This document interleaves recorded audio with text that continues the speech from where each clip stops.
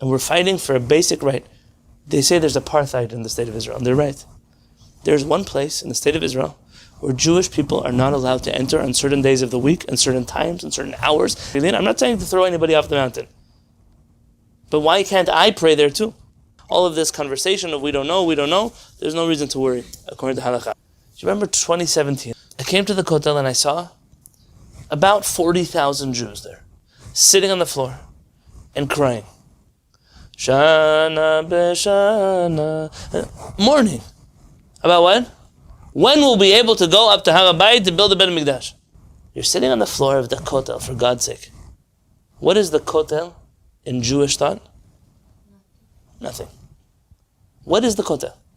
The Kotel is the outer wall of, not the Beit HaMikdash. We have the mountain, Har HaBayit, right? This mountain, our rabbis hollowed it out by building a wall around it, retaining wall, and then we built a plaza on top, and on top of that was a Beit HaMikdash. So what is the Kotel?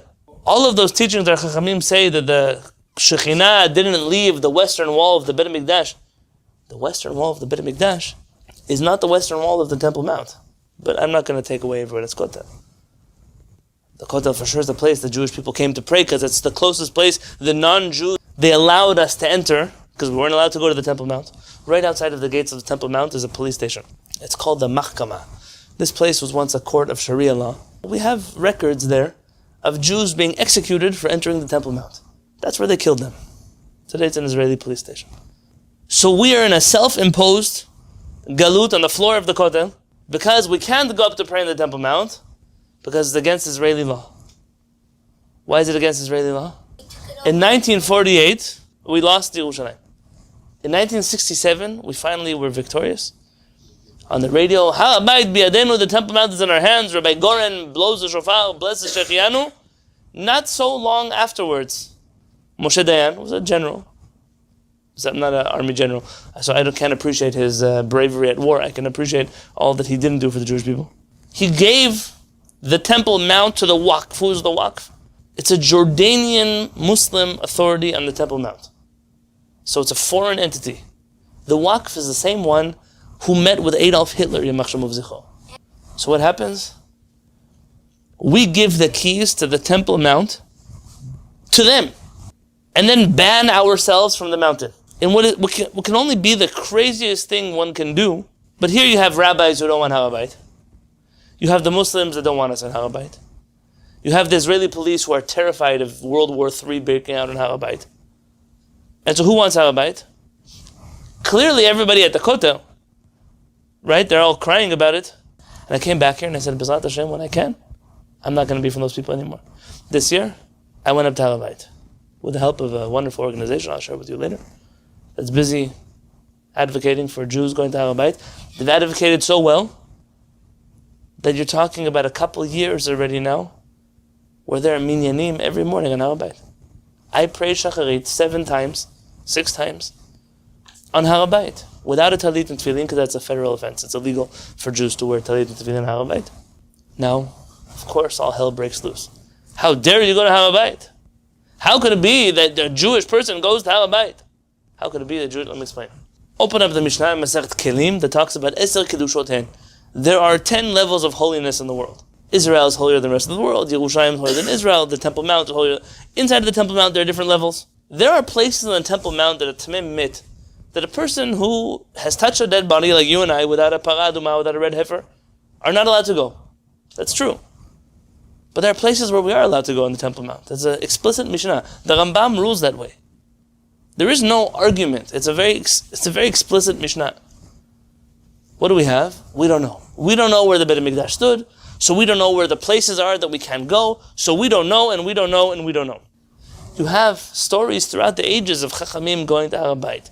The Rambam seems to have gone to Har HaBayit. They made a festival out of that day. They want to say he didn't go to Har HaBayit, he went to a very big synagogue in Jerusalem. I'm sure that's exactly the reason why the Rambam made a festival for the time that he went to the big synagogue in Jerusalem. He never saw in his life a big synagogue before. Not in Egypt, and not in Syria, not anywhere where he was, never saw a big synagogue. Being sarcastic, of course. The Radbaz is writing exactly where Jews go and don't go But after 1967, Rabbi Shlomo Goren made it his mission where exactly Jews can go according to all the opinions. These are contemporary books whose whole purpose is to chart out Har HaBayit, to tell you where Jews can go and cannot go, meaning without a red heifer. If I can show you here. You have the Temple Mount right here. Yes, the Kotel is right there. That's the Kotel. So this little bit is the Kotel. This entire plaza is the Temple Mount. If you can fit 16,000 people in the Kotel Plaza, you could fit 20 times that on the Temple Mount itself. The last Muslim holiday that was there were 250,000 people there. They all fit. Now where can't you go? Minastam, the Beit HaMikdash was right here. This red area is the red area where you shouldn't enter. So what do? We come up here and we walk all of this. At a certain point, we pray. It's the first time in 2,000 years Jews are praying in Har HaBayit. I washed the hands of a Kohen on Har HaBayit. For the first time in my family, for the first time in my family's history, 2,000 years. And we're fighting for a basic right. They say there's apartheid in the state of Israel, and they're right. There's one place in the state of Israel where Jewish people are not allowed to enter on certain days of the week, and certain times, and certain hours. And if they go, it's only with a police escort. And if it's with the freedom of religion, there's no sidurim, and there's no talitot, there's no tefillin. I'm not saying to throw anybody off the mountain. But why can't I pray there too? In which democratic country do you have places where people of a certain religion cannot enter? And that's enforced by the police. So these books are intended to show exactly where people can go on Har HaBayit and where they can't. All of this conversation of we don't know, there's no reason to worry, according to halakha. By the way, even when you go there, they hand out a map to you. These are not the police, the halachic organizations there. They'll show you exactly where you can go, what you can go. They say there are no Jewish sites over there because, of course, there never was a temple.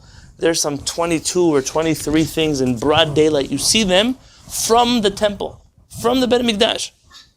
Like that marble stone that on the floor that doesn't belong to this era, belongs to that of the Beit HaMikdash. Like pieces of pottery that you can see everywhere.